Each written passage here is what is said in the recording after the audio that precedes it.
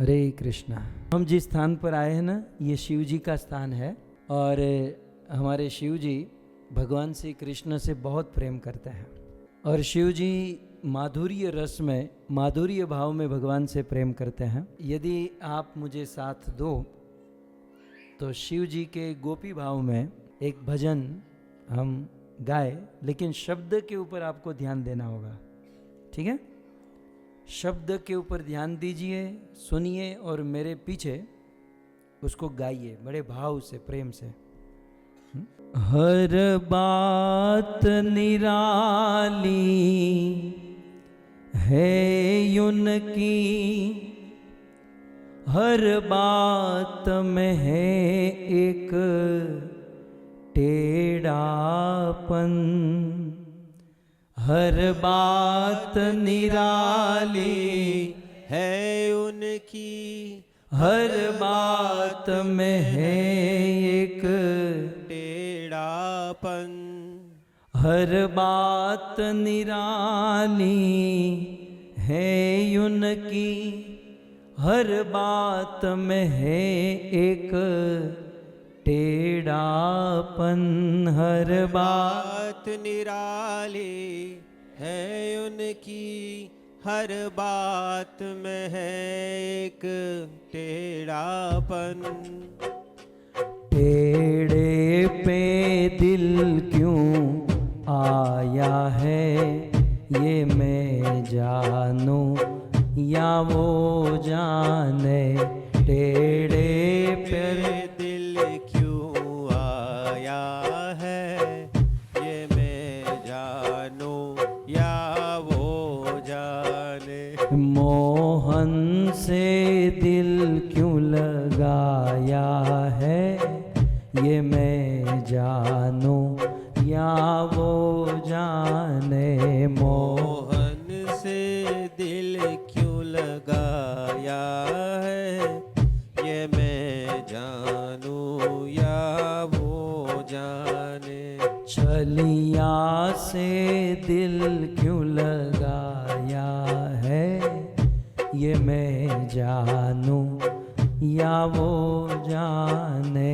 छलिया से दिल क्यों भाव से लगाया है, शब्द को समझते हुए मैं जानूं या वो जाने। जितना दिल ने तुझे याद किया, उतना जग ने बदनाम किया।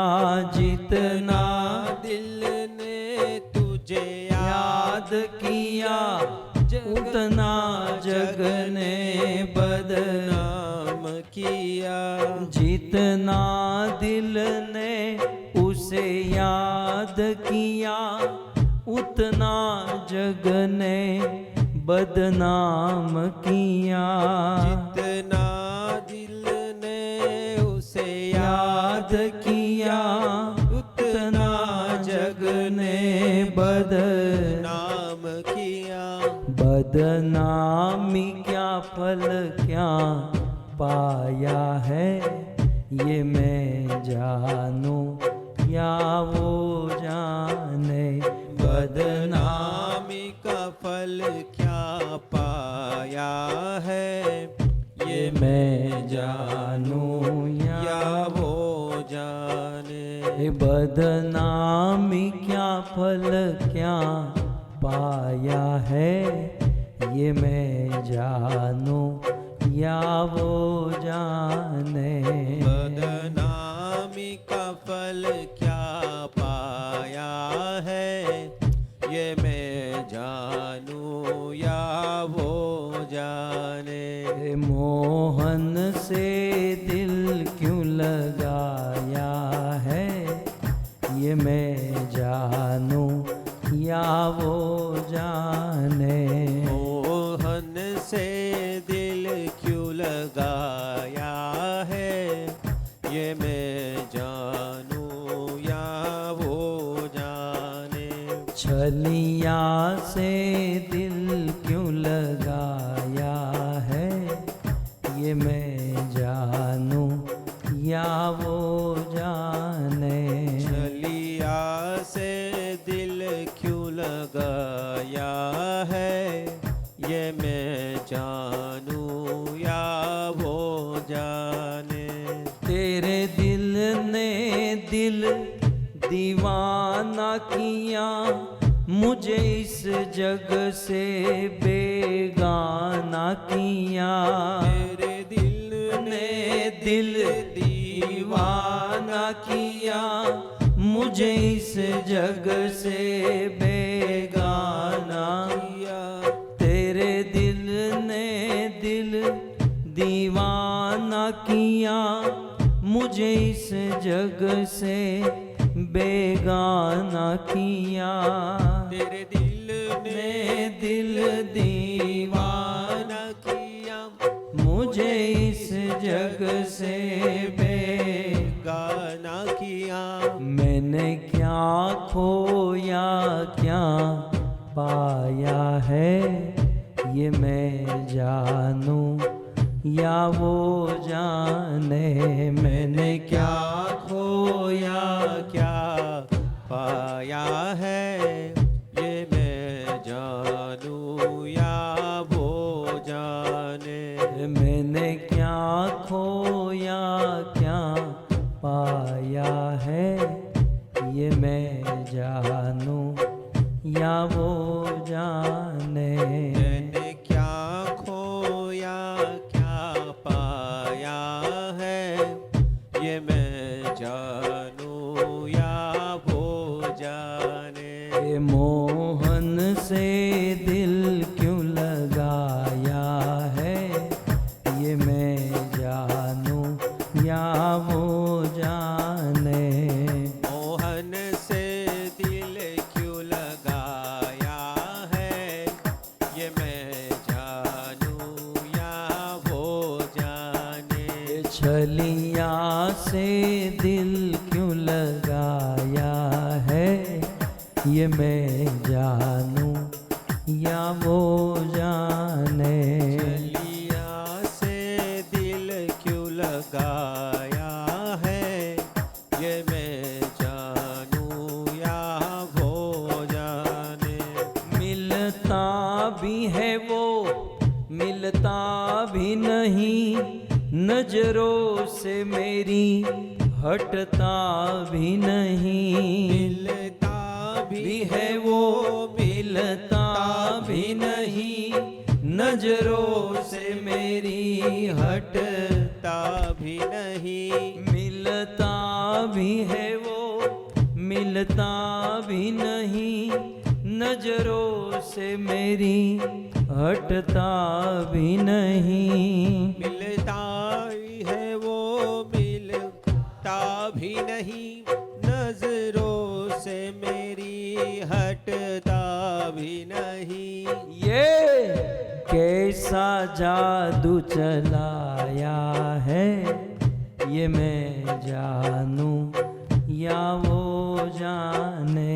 ये कैसा जादू चलाया है, ये मैं जानूं या वो जाने।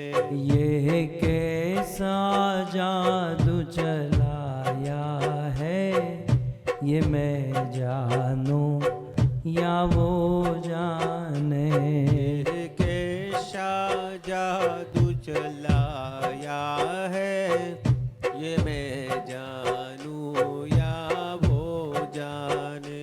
ये मोहन से दिल क्यों लगाया है, ये मैं जानूं या वो जाने। मोहन से दिल क्यों लगाया है, ये जानूं या वो जाने। हर हर शंभो शंभो श्री महादेवा शंभो शंभो शंभो शंभो श्री महादेवा शंभो शंभो शंभो शंभो। कर्पूर गौरम करुणावतारम संसार सारम भुजगेंद्रहारम। कर्पूर कर्पूर गौरम करुणावतारम सारं भुजगेन्द्रहारं सदा वसन्तं हृदयारविन्दे भवं भवानी सहितं नमामि। सदा वसन्तं हृदयारविन्दे भवं भवामि सहितं नमामि। सानन्दमानन्द वने वसन्तम् आनन्दकन्दं हृतपापवृन्दं सानन्दमानन्द वने वसन्तम् आनन्दकन्दं हतपापवृन्दं सानन्दमानन्द वने वसन्तम् आनन्दकन्दं हतपापवृन्दं वाराणसीनाथ मनाथनाथं श्रीविश्वनाथं शरणं प्रपद्ये। हर हर शम्भो शम्भो शम्भो शम्भो श्रीमहादेवा शम्भो शम्भो शम्भो शम्भो श्रीमहादेवा शम्भो शम्भो शम्भो हे हर हर शम्भो शम्भो श्रीमहादेवा शम्भो शम्भो। अवन्तिकायां विहितावतारं मुक्तिप्रदानाय च सज्जनानाम् अकालमृत्यो परिरक्षणार्थं वन्दे महाकाल महासुरेशं।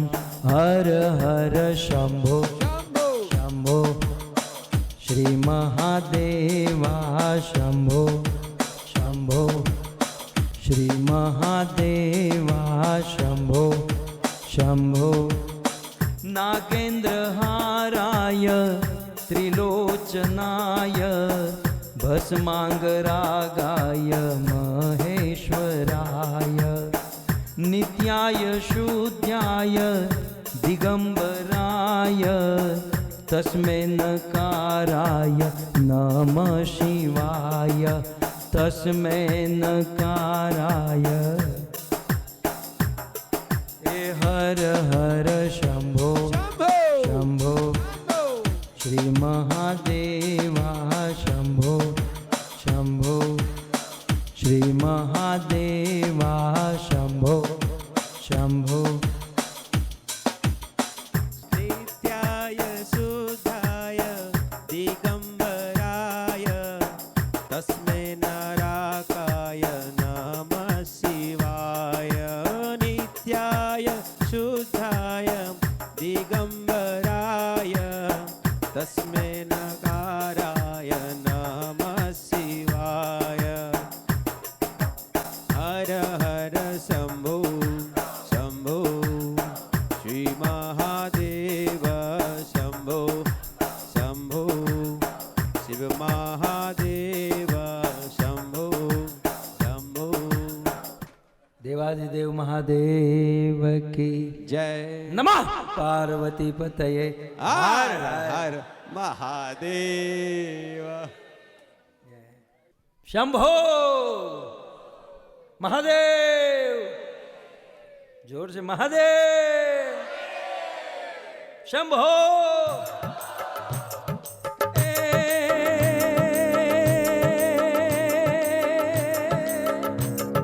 तालियों के साथ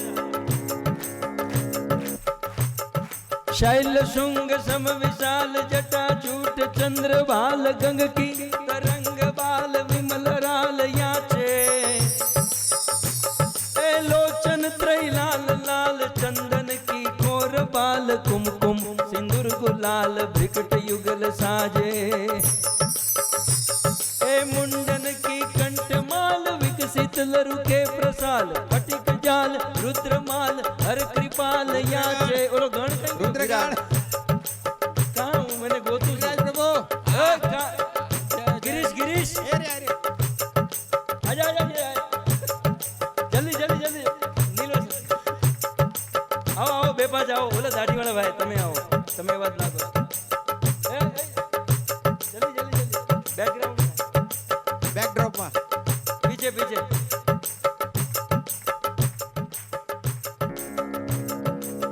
હો મહાદેવ.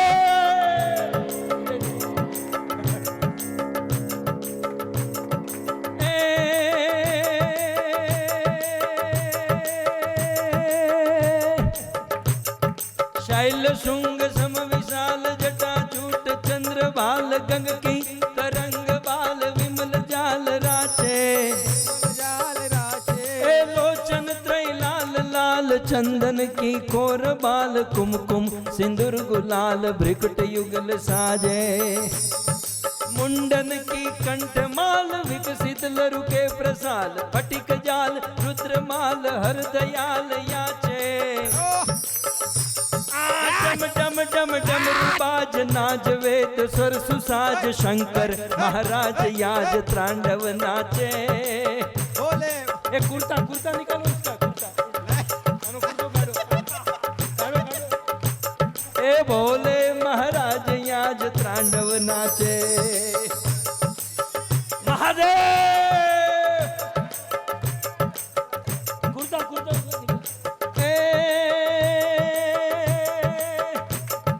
किन्नर गंधर्व सर्व चारण अवसर सगर्व धर्म अर्थ काम मोक्ष सो परोक्ष याचे. आ डम डम डम डम रुबाज नाद वेद स्वर सुसाज शंकर महाराज याज तांडव नाचे. ए બોલે મહારાજ આજ તાંડવ નાચે. ए शैल शुंग आनु आनु आनु कलयुग में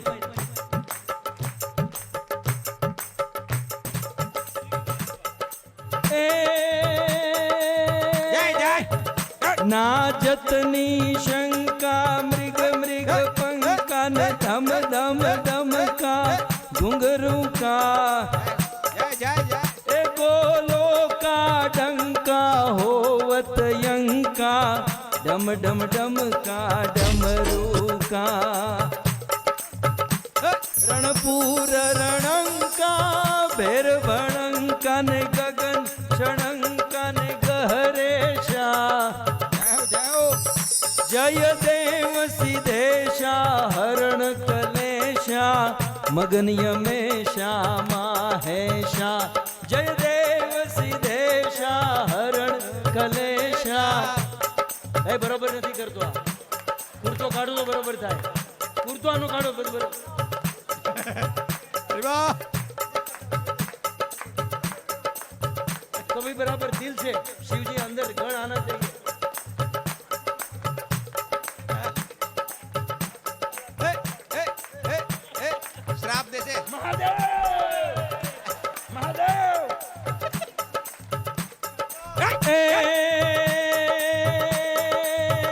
हडडम हडडम ब्रह्मांड हलन डडडम डडडम डल डाक बजे. ए जललम ज्वाला कराल परे सडडम सडडम सद साद सजे. कड़के धरणी कड़डम कड़डम हड़डम मुखनाद प्रजास हरे. ए परमेश्वर रूप धरी पशुपालत काम प्रजानन नाश करे. परमेश्वर रूप धरी पशुपालन काम प्रजानन नाश करे. હજી આવ્યો નથી હો, આવું આવું થાય. મહાદેવ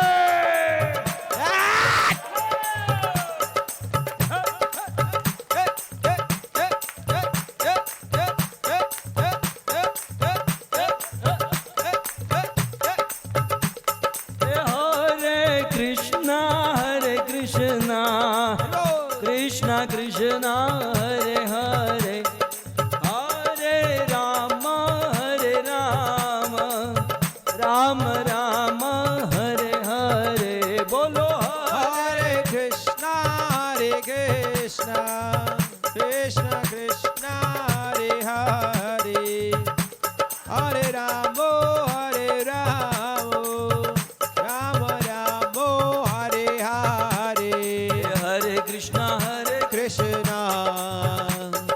कृष्ण कृष्ण हरे हरे धोती काटने हरे की राम जल्दी। राम राम हरे हरे हरे कृष्ण कृष्ण कृष्ण हरे हरे हरे राम राम राम हरे हरे श्री कृष्णचंद्र भगवान की, श्री देवादिदेव महादेव की जय। नमः पार्वती पतये हर हर महादेव। परम सौभाग्य है हम लोग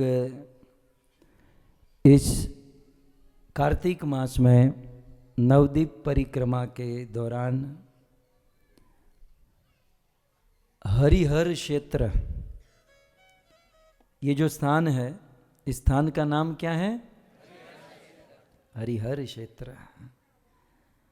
इस स्थान को वाराणसी नहीं, महावाराणसी कहा गया है। ये जो स्थान जहाँ हम बैठे हैं, ये एरिया महावाराणसी है। क्योंकि अन्य युगों में तो महादेव शिव जी काशी में, वाराणसी में रहते हैं, परंतु कलयुग में शिव जी यहाँ महावाराणसी में पार्वती माता के साथ विराजते हैं।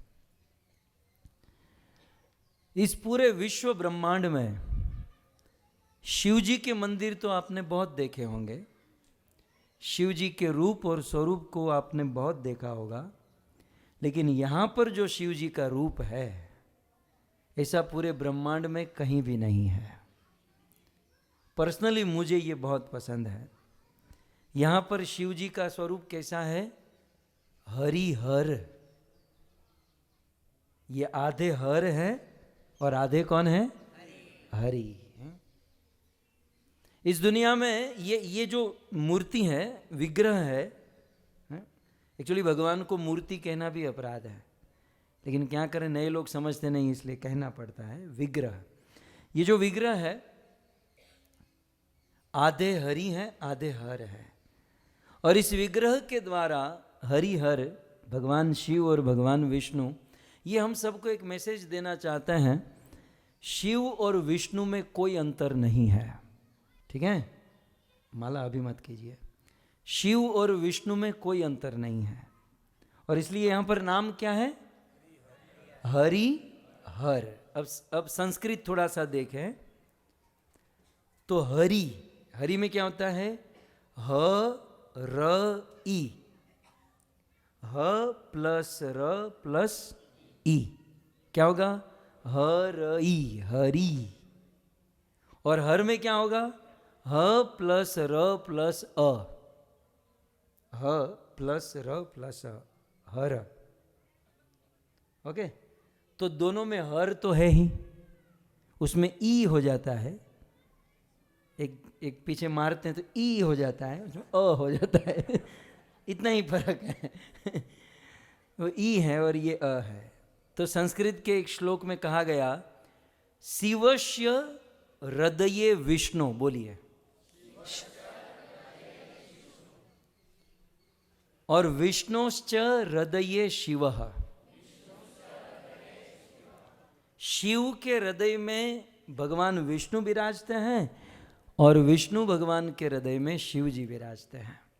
तस्मात, इसलिए शिव और विष्णु में कोई अंतर नहीं है। इस दुनिया में जो शिव और विष्णु में अंतर करता है, वो भजन में कभी प्रगति नहीं कर सकता। ये जो हम नाम अपराध बोलते हैं, एक्चुअली पद्म पुराण, मूल रूप से पद्म पुराण से है, और ये नारद और सनकादिकों का संवाद है, संस्कृत में है। हम लोग नाम अपराध क्या बोलते हैं? मंगला आरती में सबसे पहला नाम अपराध कौन सा है?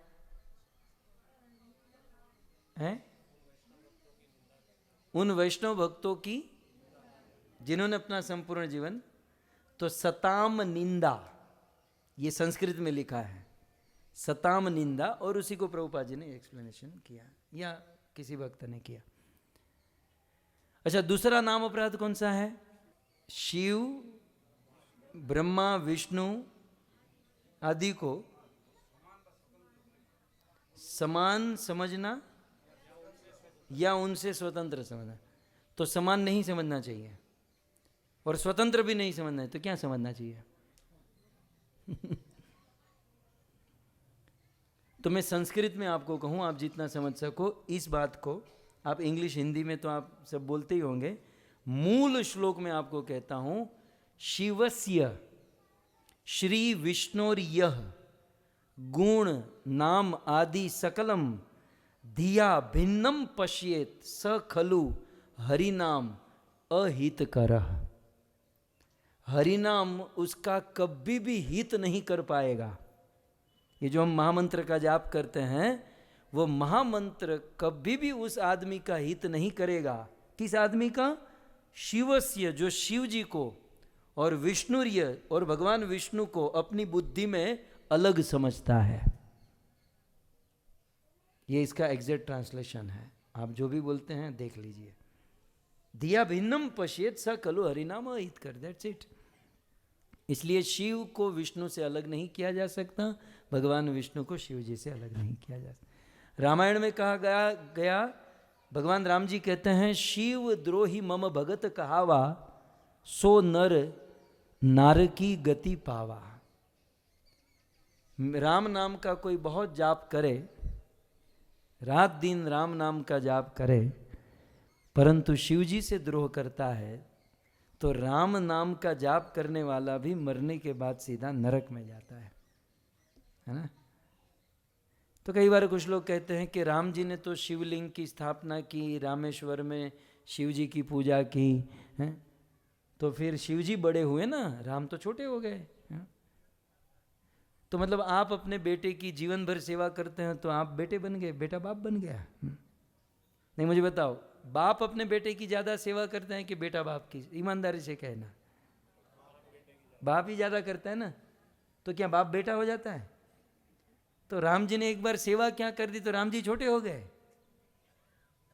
अरे बाप बाप होता है, बेटा बेटा होता है। तो ये हरि और हर का यहाँ पर बहुत सुंदर क्षेत्र है। ये जो नदी आप देख रहे हैं, ये अलकनंदा नदी है। बहुत सुंदर अलकनंदा की धारा यहाँ पर बहती है। ये अलकनंदा नदी है। यहाँ पर एक बहुत सुंदर लीला हुई थी। ये जो पक्षियों की आवाज़ आ रही है ना, ये स्वाभाविक है। एक बार श्री चैतन्य महाप्रभु और गदाधर पंडित अलकनंदा नदी में स्नान करने को आए। यहाँ पर स्नान करके विचरण कर रहे थे। बहुत सुंदर बगीचा, अभी जो आप देख रहे हैं सही बगीचा था। तो एक बहुत सुंदर तोता देखा। श्री चैतन्य महाप्रभु ने उस तोते को पकड़ लिया, अपने हाथ पर बिठाया। अच्छा, चैतन्य महाप्रभु तो आप जानते हैं भगवान श्री कृष्ण महाप्रभु के रूप में आए, और गदाधर पंडित कौन? राधा रानी। चैतन्य महाप्रभु ने उस तोते को हाथ में बिठाया और कहा कि तोता चलो कृष्ण बोलो। तोता ने कहा गौर। अरे तुझे कान में मैल है क्या? मैं बोल रहा हूँ कृष्ण बोलो, गौर। तोते ने कहा कृष्ण बोलो, नहीं बोले गौर। चैतन्य महाप्रभु ने कहा एक थप्पड़ मारूंगा, मुझे कोई मेरा नाम लेता है अच्छा नहीं लगता, चलो कृष्ण बोलो। बोले नहीं, मैं गौर बोलूंगा। चैतन्य महाप्रभु ने कहा अरे ये वृंदावन नहीं है, नवद्वीप है, और नवद्वीप में ये वृंदावन नहीं, ये नवद्वीप है, तुम कृष्ण बोलो। तब वो तोता कहता है कि भाई वृंदावन ही नवद्वीप के रूप में परिणित हुआ है, मैं तो गौर ही बोलूँगा। शास्त्र में बहुत सुंदर लिखा गया है कि चैतन्य महाप्रभु बाहर से तो क्रोध कर रहे हैं, लेकिन अंदर से बड़े आनंदित हो रहे हैं कि जो भी है तत्व समझ रहा है। कि बोले मैं तो गौर बोलूँगा, क्योंकि कृष्ण में तो केवल कृष्ण है, लेकिन गौर में कृष्ण और राधा दोनों हैं, मतलब कॉम्बो पैक है। मतलब आपको यदि चॉइस करने को कहे कि आपको कृष्ण चाहे कि चैतन्य महाप्रभु, यदि आप बुद्धिमान हो, थोड़ा बहुत जानते हो, तो तुरंत आप सिलेक्ट करोगे मुझे चैतन्य महाप्रभु चाहिए, क्योंकि चैतन्य महाप्रभु में राधा रानी और कृष्ण दोनों हैं और परम कृपामयी हैं। आइए हम सब लोग तो ये लीला यहाँ पर हुई थी। तो अलकनंदा नदी है, महाप्रभु गदाधर पंडित के साथ यहाँ विचरण किए। हरि और हर का यहाँ पर मिलित स्वरूप है, क्योंकि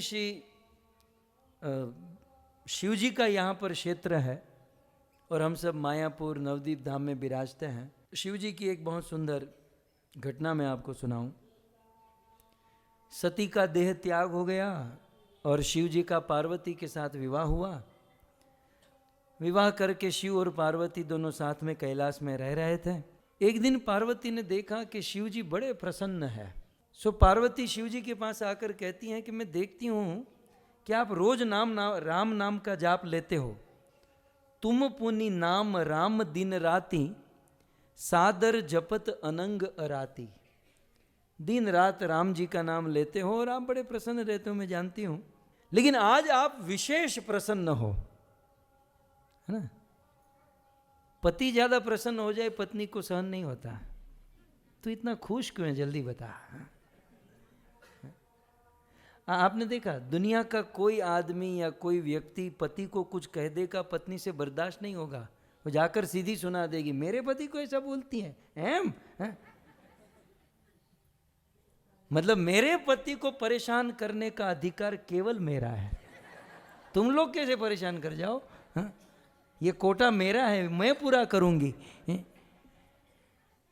तो दुनिया की बर्दाश्त नहीं होता और खुद परेशान करती है। सो पार्वती ने कहा कि आज आप खुश हो भाई, आपके खुशी का कारण बताओ। तब शिव जी कहते हैं, पार्वती तुम सही समझे हैं, सही पकड़े हैं। आज मैं बहुत प्रसन्न हूं। ये कैलाश की बात है। क्यों? क्योंकि मुझे नवद्वीप की याद आ रही है। पार्वती ने ये शब्द जीवन में पहली बार सुना था। आप में से भी कुछ लोग होंगे अभी भी सोच रहे होंगे ये क्या, ये बंगाल है, ये ऐसे भगवान को तो पहली बार देख रहे हैं हम लोग। पार्वती को भी ऐसा हुआ। बोले ये नवद्वीप क्या है? और नवद्वीप को आप स्मरण करके इतने प्रसन्न हो रहे हो जितना राम नाम को लेकर भी, कृष्ण नाम को लेकर भी नहीं हुए। ये नवद्वीप क्या है? आप मुझे नवद्वीप के बारे में सुनाइए। नवद्वीप के बारे में मतलब आप नवद्वीप को सोचकर इतने खुश हो रहे हैं आप, तो मैं जानना चाहती हूँ। शिव जी कहते हैं कि पार्वती नवद्वीप के बारे में मेरे से जानोगी? मैं क्या बताऊंगा? स्वयं अनंत शेष अपने अनंत मुख से भी नवद्वीप की महिमा नहीं बता सकते। तो इसका दूसरा प्रश्न हुआ, अच्छा अनंत शेष भी जानते हैं नवद्वीप के बारे में? मतलब तुमने बधाने खबर जो मन ज नथी खबर, माताओं ने और ज्यादा। मतलब ये सीक्रेट आप भी जानते हो, अनंत शेष भी जानते हैं? बोले हाँ अनंत शेष बने ही हैं इसी के लिए। जब अपने अनंत मुख से भागवत जी को गाए, कृष्ण राम जी की लीला गाए, तब फल स्वरूप उसे श्री चैतन्य महाप्रभु का दर्शन हुआ और फिर गौर रूप गौर लीला गाते रहते हैं। तो पार्वती जी ने विनम्र जिज्ञासा करते हुए कहा कि तो आप भी मुझे नवद्वीप धाम, मायापुर धाम के विषय में कृपया करके सुनाइए। तो ये मायापुर धाम की महिमा सुनाने वाले दो वक्ता है। एक अनंत शेष सनत कुमारों को सुनाते हैं और एक शिव जी पार्वती को सुनाती हैं। और ग्रंथ है अनंत संहिता। क्या नाम है? क्योंकि आपको भी पूछेंगे ना कि भाई आप ये मायापुर जाते हो, बंगाल जाते हो, ये कहाँ लिखा है ना?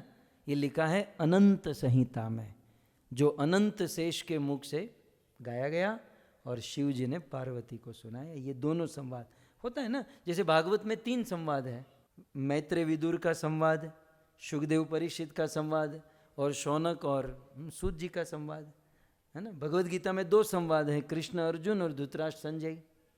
तो वैसे अनंत संहिता में भी 2 संवाद हैं, अनंत शेष का और शिव पार्वती का। हाँ तो सुनाइए ये नवद्वीप धाम, ये मायापुर के विषय में। जब पार्वती ने शिव जी को कहा कि मुझे नवद्वीप धाम के विषय में सुनाइए, शिव जी गदगद हो गए हैं। कहते हैं, प्रश्न उमा के सहज सुहाई। सहज प्रश्न पूछा उमा ने, पार्वती ने। छल विहीन सुनी शिव मन भाई। ये छल विहीन प्रश्न को सुनकर शिव जी के हृदय में, शिव जी के मन को बहुत अच्छा लगा। हर ही गौर चरित सब आए। शिव जी के हृदय में सारे महाप्रभु के, गौरांग महाप्रभु, चैतन्य महाप्रभु के चरित्र चित्त में आ गए और प्रेम पुलक लोचन जल छाए हैं, और आंखों में जल आ गया। देखिए ये सब दुनिया वाले कथा सुनते हैं, अच्छा लगता है, लेकिन कभी आपका बेटा आपको कहे कि पिताजी मुझे कथा सुनाइए, आपकी पत्नी कहे ना, तो साले रुला देते हैं। आपको पूरी दुनिया सुनेगी, अपने लोग थोड़ी अपना सुनते हैं। અમારા અમારું નથી સાંભળતા એટલે તમે તમારી પાસે આવીએ કોઠો ઠાલવવા। हमारा कोठा आपके सामने ठेलवने के लिए आते हैं, कारण कि हमारा अमारू नहीं सांभळता। तो ऐसा होता है। लेकिन पार्वती ने जब पूछा कि हमको गौर चरित्र सुनाइए, शिव जी गदगद हो गए। और फिर धन्य धन्य गिरिराज कुमारी तुम समान नहीं को उपकारी, पूछे हूँ रघुपति कथा प्रसंगा, सकल लोक जग पावनी गंगा। धन्य हो देवी तुम, धन्य हो, आज तुमने अपने पिताजी का परिचय दिया है। हम लोग जो डिमांड करते हैं, कुछ पूछते हैं ना, अपने गुरु अपने बाप दादा का परिचय देते हैं। इसलिए शिव जी ने कहा गिरिराज कुमारी, माँ बाप के संस्कार बोल रहे हैं कि तुम चैतन्य महाप्रभु के बारे में जानना चाहती हो। नहीं तो टीवी નું રિમોટ લઈને નો બેસી ગયો મારી બાજુમાં, चलो आज मैच देखते हैं भारत पाकिस्तान की। लेकिन धन्य हो आप, महाप्रभु के विषय में सुनना चाहती हो। और शिव जी ने कथा सुनाना प्रारंभ किया। बहुत सुंदर। ये कथा के वक्ता कौन है? शिव, श्रोता पार्वती। और यही कथा अनंत संहिता में अनंत शेष सनकादिकों को सुनाते हैं। मैं आपको बता रहा हूँ यहाँ की महिमा। ये मायापुर धाम नवद्वीप की उत्पत्ति कैसे हुई, पहले ये सुनिए। तब शिव जी पार्वती जी से कहते हैं कि पार्वती गौलोक धाम, गौलोक तो जानते हो ना, हैं? हाँ, तुम्हारा बापन हुए मत तो मैं हाँ पाड़ी दीदी क्या? नित्य धाम, नित्य गौलोक वृंदावन, जहाँ बजेंद्र नंदन श्याम सुंदर विराजते हैं और भगवान की नित्य लीला चलती है। शिव जी कहते हैं पार्वती एक दिन कृष्ण विरजा सखी को लेकर थोड़े से एकांत में दूर चले गए और विरजा सखी के साथ थोड़ा सा वार्तालाप, थोड़ी सी चर्चा करने लगे। शिव जी ने जो संस्कृत में जो श्लोक में लिखा, कहते हैं पार्वती विरजा सखी कृष्ण के साथ प्रेमालाप करने लगी। क्या करने लगी? क्या करने लगी? और हम लोग जब डिवोटी से मिलते हैं तो क्या करते हैं? निंदालाप। बस इतना फर्क है। वो प्रेमालाप करते हैं, हम लोग निंदालाप करते हैं। देख वो कैसा कपड़ा पहन के आई है, वो देख, निंदालाप। सो जब हम भगवान और भक्तों से मिले तो प्रेमालाप होना चाहिए। तो विरजा सखी और कृष्ण के साथ प्रेमालाप होने लगा। और रोज कृष्ण सुबह उठकर चले जाते हैं। राधा रानी पूछती हैं कि कहाँ जाते हो रोज सुबह उठ के? बस ऐसे ही, एकांत चाहिए मुझे, एकांत में थोड़ा सा बैठना है, विचरण करना है। राधा रानी गुजराती मन में विचार करे, आने क्या रे, एकांत परवड़े नहीं। छोटा था तो सखाओं के साथ, बड़ा हुआ गोपियों के साथ, आने क्या थी एकांत, समाधि आने क्या थी गंबा मंडी। लेकिन चलो होगा बेचारे एकांत। एक दिन गए, 2 दिन, 3 दिन, लेकिन रोज विरजा सखी के साथ विचरण करते हैं, ये इसका एकांत है। एक दिन राधा रानी ने सोचा कि चलो मैं भी देखूं इसका एकांत कैसा है। राधा रानी ने कृष्ण का पीछा किया और देखा तो कृष्ण और विरजा सखी दोनों चर्चा, प्रेमालाप हो रहा है। और राधा रानी अपनी सखियों के साथ अन्वेषण कर रही थी और जाकर देखा कि कृष्ण राधा को छोड़कर कर रही है। राधा रानी को तो इतना प्रॉब्लम नहीं हुआ, लेकिन वो जो बाजू में सखिया थी ना, वो चढ़ाने लगी। देख, ओ हो। कभी कभी ऐसा हमको रोना नहीं आता, लेकिन बाजू वाले रुलाते हैं। तू मोड़ी नो पड़ीश, तू मोड़ी नो, मारे क्या मोड़ो पड़, तू ढीली नहीं पड़ती। आવું तो था, तो मैं ढीली हुई नहीं। लेकिन आजू बाजू वाले रुलाते हैं। तो राधा रानी भी स्ट्रांग थी, उसको कुछ ना, लेकिन सखी, अरे कृष्ण देखो सखी के साथ, कृष्ण तुमको छोड़कर ऐसे वैसे सारी ईर्ष्या, आध्यात्मिक ईर्ष्या होने लगी। राधा रानी की सखियों ने बहुत किया कि अरे रे कृष्ण ऐसे हैं, राधा तुम जाओ जल्दी उसे पकड़ो, उसको डांटो। लेकिन यहां पर राधा रानी का आप देखो, श्रीमती राधा रानी से सीखने लायक बात आप देखिए। श्रीमती राधा रानी मन में सोचती हैं कि नहीं नहीं सखी, तुम्हें कुछ नहीं करना है, इस पर विचार करो, अपने आप में सोचो कि कृष्ण हमें छोड़कर, हमें त्याग कर किसी अन्य सखी के साथ ही, इसका मतलब क्या बनता है? इसका मतलब यह है हमारी सेवा में कुछ कमी है। कृष्ण हमारे पास नहीं आते, हमसे दूर रहते हैं, इसका मतलब क्या है? हमारे प्रेम में कुछ कमी है। हमारे प्रैक्टिकल जीवन में भी थोड़ा सा इस पर गौर करना चाहिए। वो तो हमसे बात नहीं करती, वो तो हमारे सामने देखता नहीं, पर तुम्हें हड़ी गेला हो। हमारे अंदर कमी को देखना चाहिए। राधा रानी की सखियों ने बहुत कहा कि कृष्ण को आप डांटो, बोलो, करो। अरे नहीं, कृष्ण स्वतंत्र ईश्वर है, वो भगवान है, वो कुछ भी कर सकते हैं। कमी हमारे अंदर है कि कृष्ण हमें छोड़कर कहीं और क्यों चले जाए। तो यहां पर हमें उन्हें डांटना नहीं चाहिए, हमें उसे कुछ कहना नहीं है, हमें पॉजिटिव कार्य करना चाहिए। और पॉजिटिव कार्य राधा रानी ने क्या किया? सखिया तुम चिंता मत करो, तो पॉजिटिव करना चाहिए। श्रीमती राधा रानी ने पॉजिटिव क्या किया? बोले सखिया देखो, कृष्ण को डांटना, उनको दोष देना, ये हमारा काम नहीं है। हम कृष्ण की ऐसी सेवा करें ताकि कृष्ण हमारे पास आए। तो ये स्टाइल है, ये स्टाइल, ये विधि है। तो राधा रानी ने क्या किया? बोले सारी सखियों को कहा कि तुम तैयार हो ना, तुम चाहती हो ना कि कृष्ण हमारे साथ रहे, हमारे पास आए? बोले हाँ। तो बोले हम एक बहुत सुंदर उद्यान का निर्माण करेगी। तो श्रीमती राधा रानी ने अपनी सखियों से मिलकर एक बहुत सुंदर बगीचा बनाया। पहले तो उस बगीचे में बहुत सुंदर सुंदर वृक्ष लगाए, सुंदर, बहुत सुंदर सुंदर पेड़, जितने भी वृक्ष आप जानते हो, आम्रफल के, चीकू के, केले के, सारे पेड़ यहाँ पर लगाए। अब जब वृक्ष लग गया, बोले अब राधा रानी अब क्या करना है? बोले अब फूलों के पौधे लगाए। सो गुलाब, चंपा, ये सब है। गुलाब से मुझे एक बात कल मैं चिंतन कर रहा था, हीरालाल बताऊं? आप लोग कथा को छोड़ना मत, ये गुलाब आया इसलिए बताऊं। गुलाब में कांटे क्यों होते हैं? गुलाब में कांटे होते हैं और कांटे चुभते हैं। तो एक दृष्टि ऐसी है कि मैं इतना अच्छा फूल हूं और मुझे कांटे क्यों होते हैं, कांटे क्यों चुभते हैं? पॉजिटिव दृष्टि ऐसी है कि क्योंकि तेरे अंदर सुगंध है इसलिए तेरे में कांटे हैं। इस दुनिया में जो सुगंध देगा, जो अपना गुण संस्कार दूसरों को फैलाएगा, उसके जीवन में एक नहीं हजारों कांटे होंगे। बराबर? मेरे जीवन में इतने कांटे क्यों हैं? क्योंकि तू गुलाब है यार।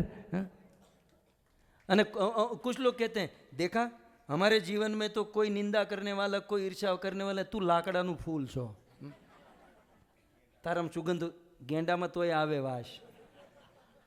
वो लाकड़ा का होता है, वो मर जाए फिर वो चढ़ाते हैं। आप देखा, गुलाब को कांटा चुभते हैं क्योंकि उसमें सुगंध है यार। इस दुनिया में जहां से सुगंध होगी, जहां पर कुछ होगा, जो कोई प्रगति करेगा, जिसके जीवन में कुछ क्रांति करने का की शक्ति होगी, वहां कांटे होंगे। और जिसका कुछ करना ही नहीं है, वो जो पेपर के फूल आते हैं, लाकड़ाना शोलનું बरोबर છે। लाकड़े के जो शोल के फूल होते हैं वहाँ कांटे नहीं होते हैं, वहाँ सुगंध नहीं होती है ना। श्रीमती राधा रानी ने गुलाब का फूल, कमल का, सारे फूल, बहुत सुंदर बगीचा बनाया। तो सुंदर पेड़ लगे, पौधे लगे, फिर सुंदर पक्षियों से भर दिया, सुंदर तितलियाँ, सारा सुंदर वातावरण हो गया। और फिर श्रीमती राधा रानी ने मैसेज भेजा भगवान श्री कृष्ण से। अच्छा, श्रीमती राधा रानी ने यहाँ पर सुंदर नदियों का भी आवाहन कर दिया। ऐसा कहते हैं कि यहाँ पर अनेकों नदियाँ यहाँ पर प्रवाहित होने लगी। और फिर कृष्ण को एक दिन निमंत्रण दिया कि आप एक दिन हमारे वहाँ सेवा लेने के लिए आइए। कृष्ण आते हैं उस बगीचे में और कृष्ण ने देखा, ओ ये तो एकदम नया बगीचा है। कृष्ण देखते ही परम मोहित हो गए। कृष्ण का मन, वैसे कृष्ण सबके मन को हरते हैं, लेकिन राधा रानी ने पॉजिटिवली ये जो काम किया सेवा का, और ये जो कृष्ण के लिए पूरा सजाया, कृष्ण बड़े प्रसन्न हो गए। बोले मैंने तो ये नया वन देखा, नव काननम। और राधे, अब मैं और आप दोनों यहां पर ही रहेंगे, इस स्थान को छोड़कर कभी नहीं जाएंगे, क्योंकि ये नया कानन, ये नया वन है। और आपके इस वन का आकार कमल के समान है, और कमल की जैसे 8 पंखड़ी होती है और बीच में वह गोल पराग होता है, और यहां पर 9 द्वीप है, इसलिए मैं इसका नाम रखूंगा नवद्वीप। श्रीमती राधा रानी ने जो स्थान बनाया वो और कोई नहीं, वो ये नवद्वीप धाम है। अच्छा, गौलोक का निर्माण किसने किया? कृष्ण ने। कृष्ण के हृदय से प्रकट हुआ। गौलोक का निर्माण, वृंदावन का निर्माण किसने किया? कृष्ण ने। नवद्वीप का निर्माण किसने किया? अब यदि प्रश्न हो कृष्ण को दोनों में से ज्यादा पसंद क्या होगा? क्यों? क्योंकि महबूब की हर चीज महबूब होती है, क्योंकि ये राधा के द्वारा निर्मित है। राधा रानी ने इसे बनाया है, इसलिए भगवान श्री कृष्ण को गौलोक से, वृंदावन से भी ये नवद्वीप, नवकानन, ये अधिक प्रिय है, अधिक पसंद है। इसलिए प्रबोधानंद सरस्वती ने एक बहुत सुंदर श्लोक कहा, आराधितो नववनम, नववन, इसे कृष्ण ने नववन नाम दिया, और नवद्वीप 2 नाम रखे, ये नववन नवद्वीप। सो आराधितो नववनम व्रजकाननस्ते। यदि कोई नवद्वीप की आराधना करता है या नवद्वीप की परिक्रमा करता है तो व्रजकाननस्ते, तो व्रज की परिक्रमा अपने आप हो जाती है। आराधितो नववनम व्रजकाननस्ते, यदि नवद्वीप की आराधना की, नवद्वीप की परिक्रमा की, तो ब्रज की परिक्रमा इंक्लूड अपने आप हो गई। लेकिन न आराधितो नववनम, लेकिन नवद्वीप, नववन की आराधना नहीं की तो ब्रज एव दूरे, तो ब्रज आपसे बहुत दूर चला जाएगा।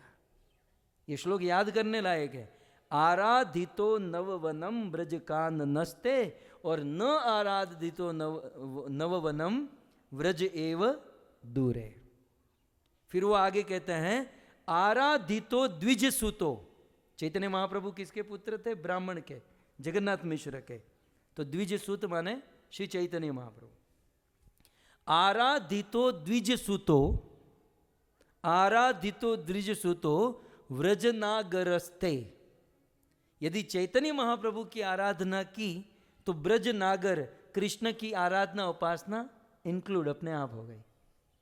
तो चैतन्य महाप्रभु की भक्ति करने से कृष्ण की भक्ति अपने आप हो जाती है। परंतु न आराधितो द्विज सुतो, चैतन्य महाप्रभु की आराधना नहीं की तो न तवेह कृष्ण, तो कृष्ण हमसे दूर हो जाएंगे। तो नवद्वीप धाम ऐसा है, श्रीमती राधा रानी के द्वारा निर्मित है, और भगवान श्री कृष्ण को ब्रज से भी अधिक प्रिय ये नवद्वीप है, क्योंकि श्रीमती राधा रानी के द्वारा निर्मित है। और नवद्वीप की यदि परिक्रमा करते हैं, चैतन्य महाप्रभु का भजन करते हैं, तो राधा कृष्ण दोनों का भजन हो जाता है। तो हम लोग ऐसे पवित्र स्थान पर यहाँ पर विराजे हैं। अब आइए आगे 2-3 स्थान पर हम जाने वाले हैं, उसके बारे में मैं आपको बता दूं। तो अलकनंदा हरिहर क्षेत्र, राइट। नेक्स्ट कहाँ पर जाना है? हंसवाहन। तो नेक्स्ट हमें जाना है हंसवाहन। हंसवाहन ये बहुत सुंदर स्थान है। ऐसा कहते हैं कि यहाँ पर चैतन्य महाप्रभु की कथा हो रही थी, गौर कथा। हम लोग भी आजकल ऑनलाइन में करते हैं गौर कथा। और वहाँ शिव जी को पता चला, व्हाट्सएप में टन करके आया। कैसे आया? टन करके आया। कैसे?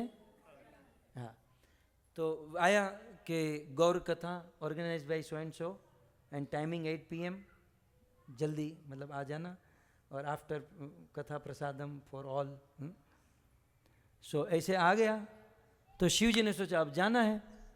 शिव जी कैलाश से निकले अपने नंदी पर बैठकर यहाँ आने के लिए, अब जहाँ हमको नेक्स्ट दर्शन जाना है, वहाँ गौर कथा हो रही थी। तो शिव जी आए, और नंदी बूढ़ा बैल बेचारा, एक तो बैल ऊपर से बेचारा बूढ़ा, तो नंदी बेचारा अपनी गति से चल रहा है। शिव जी बैठे हैं, शिव जी मन में सोच रहे हैं। कभी कभी ऐसा होता है हमारे एक भक्त है, હું નામ नहीं લઉં, 20ની સ્પીડે ગાડી ચલાવે, આપણને મનમાં આમ કીડિયું ચડે, આને ગાડી नहीं, आने गाड़ू चलावाए। रास्ता खुला होता है, सब खाली होता है, 20 की स्पीड में। और हद कब होती है पता है? 1.5 घंटे के बाद गाड़ी से उतरते समय वो क्या कहते हैं, प्रभु जी हमसे ज़्यादा फास्ट तो नहीं चलाया ना मैंने प्रभु मैंने ज़्यादा फास्ट तो नहीं चलाया ना तो ऐसा होता है। तो बेचारा बूढ़ा बैल था, शिव जी को मन में उकाड़ा हो रहा था कि ये कब पहुंचाएगा, कथा मिस हो जाएगी, हैं? तो शिव जी ने नंदी को बुरा न लगे ऐसा कहा, नंदी जरा यूटर्न ले ले, हैं? नंदी धीरे धीरे, वो थोड़ा थोड़ा अपनी अदा में तो नंदी धीरे से टर्न लिया। टर्न तो जल्दी ले ले महाराज। तो लिया, कहाँ जाना है? बोले ब्रह्मलोक में थोड़े हो जा। तो ब्रह्मलोक में चले गए। वहाँ पर ब्रह्मा जी का हंस वाहन, ब्रह्मा जी हंस के ऊपर सवार होता है, राइट। तो शिव जी ने ब्रह्मा जी को कहा कि पिताजी मैं आपका ये गाड़ी, ये हंस वाहन लेकर जाऊं। क्यों? बोले वहाँ कथा हो रही है और मेरा नंदी बूढ़ा थोड़ा हो रहा है, बूढ़ा पड़ रहा है, ढीला पड़ रहा है, गाड़ी पुरानी हो गई है, तो मैं आपके हंस के ऊपर बैठकर जल्दी पहुँच सकता हूँ। तो शिव जी हंस के ऊपर बैठे और ब्रह्मलोक से तुरंत ही यहाँ पर आए और गौर कथा का श्रवण किए। तो नंदी ने सोचा कि नहीं नहीं, मारा प्रभु एकला एकला हो जाए, हम साले नहीं। तो नंदी पीछे से धीरे धीरे आया। अब जब शिव जी ने कथा सुन ली तो फिर 2 गाड़ी खड़ी थी, है ना। वो तो बेचारा आ गया नंदी, धीरे धीरे, थोड़ा लेट आया कथा पूरी होने की, प्रसाद के टाइम पे, लेकिन अब तो बाहर 2 गाड़ी खड़ी है, हंस और नंदी। तो शिव जी ने सोचा कि बेचारे नंदी को बुरा लगेगा। शिव जी नंदी पर बैठकर चले गए। आपने कहा, आप कहोगे हंस, हंस अभी भी यहाँ है, अब नेक्स्ट जो जाना है दर्शन, उस हंस का आपको करना है, ठीक है। वो हंस यहाँ पर, तो हंस वाहन। उसके बाद क्या था? पुष्कर तीर्थ। ओके, वासुदेव विप्र, यहाँ पर एक ब्राह्मण रहते थे वासुदेव विप्र, और उनके मन में इच्छा हुई कि मैं पुष्कर जाऊँ और पुष्कर, राज पुष्कर का दर्शन करूं। और मन में बहुत बड़ी ग्लानि, और तब तक तो बूढ़े हो गए थे, जा भी नहीं पा रहे थे, हैं? पुष्कर जाऊं मन में लेकर। एक दिन रात को चैतन्य महाप्रभु स्वप्न में आए और कहे कि तुझे कहीं जाने की ज़रूरत नहीं है, कलयुग में सारे तीर्थ यहाँ वास करते हैं। तो बोले मुझे पुष्कर जाने में ऐसे थोड़ी मानूंगा, मुझे तो दिखना चाहिए। तब श्री चैतन्य महाप्रभु ने उनको दिखाया और दर्शन कराया। तो बहुत सुंदर नदी है, आज भी छोटी सी नदी, छोटा सा कुंड टाइप है। तो वासुदेव विप्र को भगवान ने पुष्कर तीर्थ का दर्शन कराया था, और पुष्कर तीर्थ यहाँ पर भी है। तो आपको राजस्थान का योग न बने तो यहीं पुष्कर में आप दर्शन कर लीजिएगा। उसके बाद नरसिंहपल्ली। देखो यहाँ पर बहुत सारे स्थान हैं, मेरे फेवरेट स्थानों में से एक है नरसिंहपल्ली। नरसिंहपल्ली को देवपल्ली भी कहते हैं। नरसिंह भगवान की कथा तो आप सब जानते ही हैं। नरसिंह पुराण में मेरे दिल को जो स्पर्श करता है एक श्लोक, नरसिंह भगवान हिरण्यकश्यपु का वध करने के बाद, और फिर वो स्तुति बूति से सब कुछ हुआ, और फिर प्रहलाद जब हिरण्यकश्यपु नरसिंह भगवान की गोद में बैठे, तब भगवान नरसिंहदेव प्रहलाद के माथे पर हाथ घुमाते हैं, और भगवान नरसिंहदेव दोनों हाथ जोड़कर गदगद स्वर से कहते हैं कि प्रहलाद मुझे क्षमा कर देना। क्यों प्रभु आप ऐसा कह रहे हैं? यदि मैं विलंब, प्रहलाद तुझे ये सब बहुत परेशान कर रहे थे और मेरे आने में यदि देरी हो गई हो तो मुझे क्षमा कर देना। सुदर्शन सिंह चक्र अपने ग्रंथ में लिखते हैं कि आज भी भगवान जब प्रहलाद को याद करते हैं ना तो अपने आप को बहुत संकोची महसूस करते हैं, अपने आप को बहुत छोटा पाते हैं कि प्रहलाद के टाइम पे मैंने देर कर दी, मुझे जल्दी आ जाना चाहिए था। तो भगवान नरसिंहदेव दुष्टों के लिए तो क्या कहेंगे, उग्र है। भगवान नरसिंहदेव दुष्टों के लिए उग्र है, परंतु अपने भक्त के लिए बड़े वात्सल्य है, भक्त वत्सल है। तो ऐसे भगवान नरसिंहदेव प्रकट हुए, हिरण्यकशिपु का वध किए, प्रहलाद की रक्षा किए।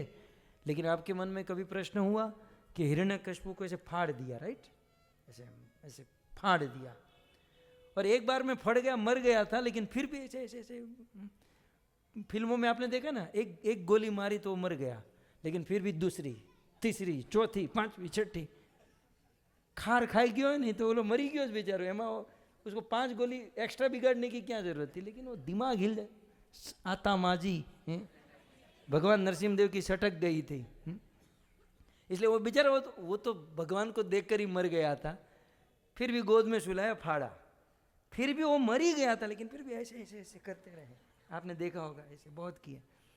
तो हमारे ब्रज के जो संत हैं वो तो बड़े रसिक हैं, बोले ऐसे ज़्यादा ऐसे क्या कर क्या रहे थे। बोले भगवान नरसिंहदेव वैसे खोज रहे थे कि साला इतना बड़ा असुर, इतने बड़े असुर के घर पे इतना बड़ा भक्त कैसे पैदा हो गया, मतलब इसके अंदर ऐसी कौन सी सर्किट है मतलब ऐसी वो क्या है अंदर जिससे खोज रहे थे, मतलब कि ऐसा क्या है कि इसके अंदर भक्त पैदा। अच्छा, मैं ये कह रहा हूँ कि आपने कभी सोचा कि वो हिरण्यकशिपु को मारा, वो फाड़ा, तो हाथ तो हिरण्यकशिपु के खून से सना होगा, है ना। तो फिर हम लोग कुछ थोड़ा भी हाथ बिगड़ता है तो धो देते हैं कि तुम्हें लूसी लो सो हम हैं तो हम लोग धोते हैं ना हाथ तो भगवान नरसिंहदेव हिरण्यकशिपु को मार कर जो उनके हाथ थे, वो नरसिंहपल्ली हम जहाँ पर जाएंगे वहाँ पर मंदाकिनी बहती ना, मंदाकिनी महाराज, मंदाकिनी, तो वहाँ पर मंदाकिनी बहती जो आज भी बह रही हैं। भगवान नरसिंहदेव ने मंदाकिनी में अपने हाथ धोए थे, और अपने हाथ मंदाकिनी में धोकर वहाँ पर भगवान नरसिंहदेव ने थोड़ी देर विश्राम किया था। सो भगवान नरसिंहदेव की विश्राम स्थली है, ओके। और जब भगवान नरसिंहदेव ने विश्राम किया और भगवान नरसिंहदेव ने सोचा कि यहाँ तो अच्छा विश्राम है, चलो कुछ दिन यहाँ पर रुक लेते हैं। क्या सोचा, कुछ दिन यहाँ पर रुक लेते हैं। तो भगवान नरसिंहदेव रुके, देवताओं ने सोचा अरे भगवान यहाँ पर रुके हैं, चलो चलो हम भी यहाँ पर रुक जाते। देवताओं को तो क्या था, जमीन खाली थी, अपना अपना विश्वकर्मा को कहा मेरा यहाँ घर बना दे, मेरा यहाँ बना दे, मेरा यहाँ बना दे, हो गया देवपल्ली। हमारे वहाँ वो सोसाइटी बनती है ना, तो देवताओं की एक सोसाइटी बनी, नाम हुआ देवपल्ली। क्या नाम हुआ? हाँ, हम लोग बनाएंगे डिवोटी पल्ली, इसने बनाई देवपल्ली, और भगवान नरसिंहदेव का जो स्थान है वो है नरसिंहपल्ली। ओके, अब इस बात को गवाही देने के लिए, इसका प्रमाण देने के लिए आज की तारीख में आप देखोगे भगवान नरसिंहदेव का स्वयंभू विग्रह है, मतलब किसी ने बनाया नहीं है, धरती से ही वहीं से भगवान नरसिंहदेव का विग्रह प्रकट हुआ है। तो बहुत सुंदर उत्तम स्थान है विघ्नों को दूर करने के लिए। और कुछ वर्ष पहले हमारे इस्कॉन को वहाँ की सेवा प्राप्त हुई, हमारे इस्कॉन के द्वारा वो टेक केयर किया जाता है। तो इस प्रकार का स्थान है नरसिंहपल्ली। तो रास्ते में हंस वाहन और पुष्कर और ये दो हो या न हो, नरसिंहपल्ली तो अवश्य होगा ही, और वहाँ आप लोग दर्शन हम लोग करेंगे और प्रणाम करेंगे और नरसिंह आरती गाएंगे। हमारे पिताजी की इच्छा है कि शिव जी के चरणों में बैठे हैं, तो शिव जी का वो थोड़ा सा है। तो बात क्या थी, एक दिन शिव जी अपनी ऑफिस से घर पर आए। खैर वो तो ऑफिस में नहीं जाते थे, शादी के बाद शायद शुरू किया होगा, 2 बच्चे थे, घर चलाना, मेंटेन करना। तो आए और पार्वती बाहर निकल रही थी, वो भी थोड़ी देर लेट में चल रही थी। भोजन बना कर रख दिया है, टेबल पर रख दिया है, तुम माइक्रो में गर्म करके खा लेना और ठीक से ओढ़ के सो जाना, क्योंकि तुम ऐसे मृगचर्म ज़्यादा पहनते नहीं हो तो ओढ़ लेना, ठंडी लग जाएगी। मारे तो બધું પાદરું રાખવાનું ને, तो तुम ओढ़ लेना बरोबर। और पार्वती चलने लगे, अरे रुक रुक रुक रुक, कहाँ जा रही है? बोले मैं सुबह आऊँगी, तुम सो जाना। अरे पूरी रात भर कहाँ? मुझे लेट हो रहा है, इतना तो बता दो कहाँ जा रहे हो? पार्वती ने कहा कि कृष्ण ने वंशीवट में शरद पूर्णिमा का दिन बांसुरी बजाई है और महारास होने वाला है और करोड़ों गोपियां आने वाली हैं, तो मैं भी उन गोपियों के साथ कृष्ण के साथ रास करूंगी। रास। शिव जी क्या बोले? ऐसे ढीले शेरडी नो रस है, आम नो बोले। ये गन्ने का जूस मांगते समय बोलते ज्यादा जोर से बोलते हैं। रास अकेली जाओगी? नहीं नहीं नहीं, पार्वती जा रही थी, शिव जी ने ऐसे हाथ पकड़ा, फिर फदुड़ी हो गई ऐसे गोल गोल गोल। अरे मुझे भी लेके जाओ, चेहरा देखा है अपना। तुम्हें रास छोड़ो, लाल गोविंद के प्रवचन में कोई नहीं लेकर जाएगा, रास की बात कर रहे हो। वहां लोग भाग जाएंगे, एक गले में इतना बड़ा सांप है।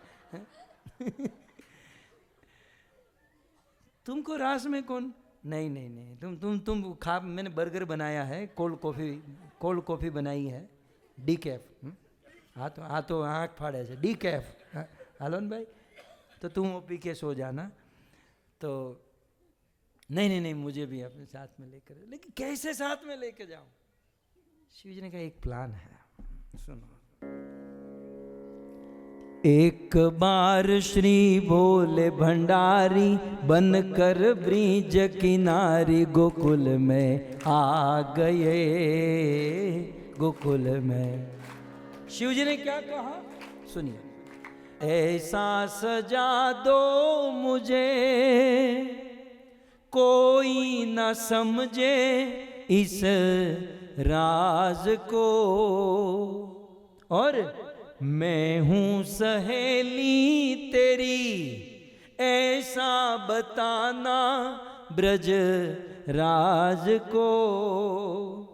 बना के जूड़ा पहन के साड़ी। रुको रुको, मैं थोड़ा एक्सप्लेन करता हूँ, आपको ये सब समझ में नहीं आता होगा। तो शिव जी ने कहा कि ऐसा सजा दे मुझे कि कोई समझ नहीं पाएगी कि मैं तेरी, तू है ना, मुझे है ना गोपी बना दे। पार्वती ने कहा कि देखो तुम्हारे अंदर कम मेहनत होती तो मैं कर देती, आमा मेहनत गમે એટલી करूँ फेल છે। नहीं तू ट्राई तो कर, एक बार प्रयास तो कर। हाँ चलो ठीक है। देखो बाल का तो प्रॉब्लम नहीं था, शिव जी के बाल तो लंबे हैं, वो तो ओरिजिनल विग की भी जरूरत नहीं, ओरिजिनल बाल लंबे हैं। पार्वती जिस दिन विवाह करके आई थी, दक्ष प्रजापति हिमालय ने जो साड़ी पहनाई थी वो निकाली और शिव जी को पहनाई।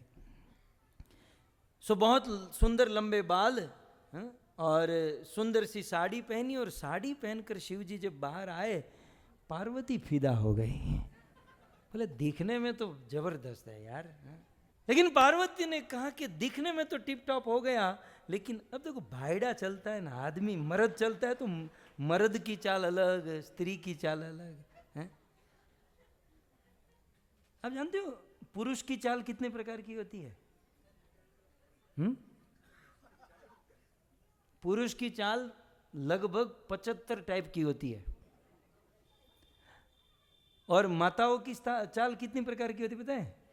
650। તમને એમ થતું છે આ લાલ ગોવિંદ પ્રભુ એકલા એકલા એકાંતમાં આવું જ કરીએ અમે।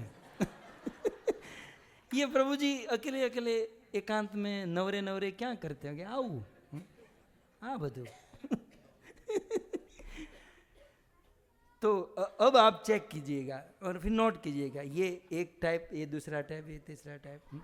हम कैसे जंप लेते हुए चलते हैं, हम कैसे ध्रुजते ध्रुजते चलते हैं। आप देखना ये सब बहुत चाल, ये सब है। ये दुनिया बहुत देखने जैसी है। आप घर से बाहर निकलो तो पता चले, या कोई दिखाने वाला हो तो पता चले। ओके, तो पार्वती ने कहा कि देखो आप दिखने में तो माता जी स्त्री लग रहे हो, गोपी लग रहे हो, लेकिन चलोगे तो, इसलिए आप एक काम करो थोड़ा। शिव जी ने कहा मैं कर लूंगा, चिंता मत कर। नहीं नहीं, कंफर्म, डबल कंफर्म, थोड़ा मुझे चलकर दिखाओ, ये जो रैंप है उस पर फैशन शो करके दिखाओ। हाँ? पार्वती बैठी और शिव जी ने जो लटका झटका मार के जो शिव जी चले हैं, ऐसा सजा दे मुझे कोई ना समझे इस राज को, मैं हूँ सहेली तेरी ऐसा बताना ब्रज राज को, बना के जूड़ा पहन के साड़ी चाल चले मतवाली, गोकुल में आ गए, गोकुल में आ। ऐसी मतवाली चाल चलने लगे, पार्वती तो नाचने लगी, कॉन्फिडेंस में आ गई, ये तो मेरे से भी अच्छा चलते हैं यार, ये तो मेरे से भी आगे निकल गए चलने में और लटका झटका मारने में। पार्वती तो बिल्कुल नाचे, उसके आनंद की कोई सीमा नहीं रही। पार्वती के मन में, हमारे आप लेते हैं दाढ़ में एक बात रह गई, पार्वती के दाढ़ में, उसके मन में एक बात रह गई थी कि एक बार भगवान विष्णु ने मोहिनी अवतार धारण किया और मेरा पति उस परीक्षा में हार गया, उसके पीछे पागल होकर घूमा। लेकिन आज विष्णु की परीक्षा है, आज कृष्ण की परीक्षा है। और इस प्रकार से शिव जी को लेकर चले पार्वती। रास्ते में चलते चलते शिव जी ने कहा कि देवी, पार्वती ने कहा कि यदि कोई पूछेगा ये कौन है, शिव जी ने कहा कौन है, सखी है बता देना। कौन सी सखी है, बता, श्यामा सखी है। खोटू ज बोलू एम शू मार लागे यार, साचू करवा बधु पाकू करવું પડે, याद रखવું પડે। श्यामा सखी बता देना। पार्वती लेकर आई, वहाँ पर सब लोग, गोपियाँ जा रही थी, कौन, श्यामा सखी। शुरू हुआ, हाँ? और जैसे ही रास शुरू हुआ, हाँ?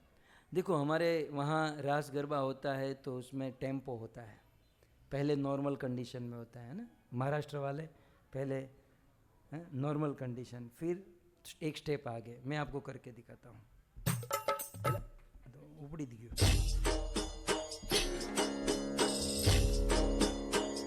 हे मारू वन रावण छे रूडू, वैकुंठ नहीं रे आऊं,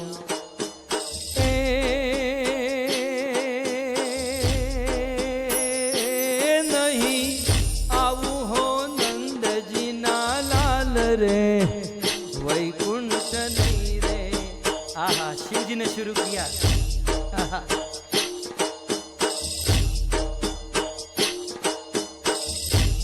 जो सोच रहे हैं यार एक एक्स्ट्रा है इसमें, लेकिन नहीं है तो गोपी। हे मारू वन रावण नहीं रे आऊ। इसके लटके थोड़े ज्यादा है, बाजू वाली को भी मारती।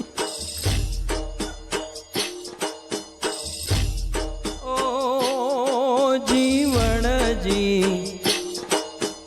नहीं रे जवा दऊं आज वन मां, रात लड़ी रो पूरे के मारा, नथड़ी नो शणगार राखूं।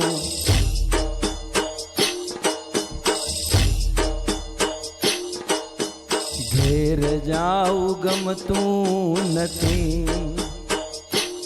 एवो रसियो रूपाळो रंग रेलियो, घेर जाऊ गमतूं नथी, ए मारे माथे छे यमुना जीनी हेल रे। ए नेदरलैंड समझ में आता है, समझ में आता है? अच्छा गरबा आता है गरबा?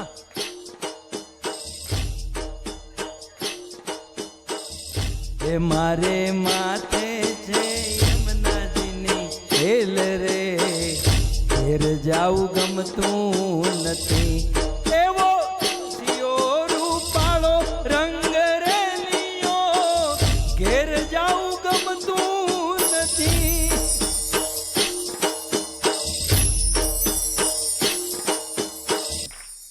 ये तो हुआ पहला राउंड. इसमें तो शिव जी ने बड़ा एडजस्ट कर लिया है. फिर दूसरा शुरू हुआ. हे मथुरा मा खेल खेली आवा हो का एमाय शिवजी एडजस्ट कर लीधो. पण आज त्रीजू जे उपड्યું ने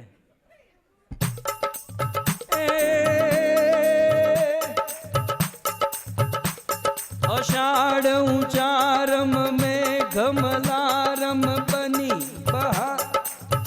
હવે શિવજીને રહેવાનું નહીં. શિવજીને ઉખરાટાવા માંડ્યા. अषाढ़ उचारम में घमलारम बनी बहारम जलधारम. ये दादूर गोपियां तो ऐसे घूम रही हैं, पर आने अंदर थी माता जी आया. शिव जी बस अभी अभी कंट्रोल. अब आदमी कितना संभाल पाएगा यार? आप लोग जेन्युइन बनकर जाते कितनी देर तक? कांटा चमची वो चमची પછી બધું સાઈડમાં મૂકો, હાથ સીધા. મહાદેવ ના જતની શંકા ने मृग मृग. कुछ लोग जब कीर्तन चलता है ना, 2-3 लोग बीच में आते हैं ना, बाकी सब साइड में हो जाता है. ये शिव जी की परंपरा, ये शिव जी के गण. सारी गोपियां साइड में, शिव जी अकेले.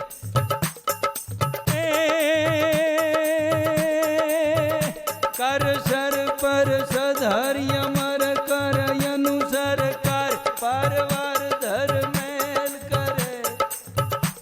शिव जी ने अपना तांडव शुरू किया, भयंकर तांडव, हाथ में त्रिशूल लेकर. सारी गोपियां देखती रह गई और 1.5 घंटे तक नाचते रहे. और फिर जब शिव जी शांत हुए, जब शिव जी शांत हुए, तब भगवान श्री कृष्ण ने कहा कि भोलेनाथ आप मारे आ બધું તમને કહેવાય નહીં. શિવજીના બધા કપડા સાડી નીકળી ગઈ, હવે આગળ વધાય નહીં, બધું પૂરું થઈ ગયું यार. આ બધું ये सब लिखा है शास्त्रों में. इतना नाचे शिव जी. केवल 2 ही नाच रहे थे शिव, नटराज और नटवर. भूखा काढ़ी ने क्या. एक था नटराज. गरबा में होते ना पहले 500 लोग, पर दोढ़िયું ચાલુ થાય એટલે ચાણી લાગે, અડધા બાર. ઓલી ડોશી ઊભી ઊભી ગાળ્યું દે, આ છોકરાઓ પણ દોઢિયા શા માટે છે? આ સીધે સીધું ટીટોડો ચલાવતા હોય તો એટલે ડોશીઓ તો બધી બારી. પછી દોઢિયા वाला था कि પછી बहुत कम लोग रहते हैं लास्ट में. ये 2 ही लोग रहे थे, नटराज और नटवर. और फिर अंत में कृष्ण ने कहा कि भोलेनाथ आप इतना प्रेम मुझसे?